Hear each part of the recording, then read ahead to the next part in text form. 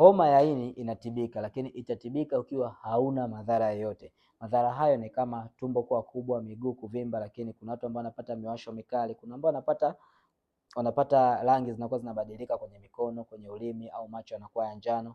Sasa ukiwa na haya madhara, jua kabisa kupona inakuwa sio rahisi, lakini kama hauna madhara yoyote, unaona uko sawa kabisa na kufanya shughuli zako, utapona kwa 100%. Lakini kuna wale ambao wanapona ndani ya miezi 6 bila dawa yoyote, kwa sababu kinga zikiwa vizuri mtu unapona bila dawa yoyote ile.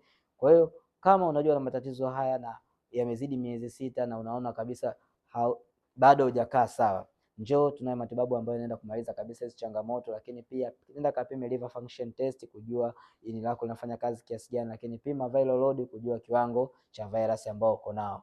Tunatibu hili tatizo ndani ya miezi 3 mpaka miezi 4 kwa takwimu za miaka 2 hii ambayo inahudumia watu kwa sasa hivi. Kwa hiyo make sure unaenda kupima hivyo viral load pamoja na liver function, lakini kama unaamini kuwa utapona, njoo nitakuhudumia. Niko Dar es Salaam, Kimara Stopover. Karibuni sana na asanteni sana.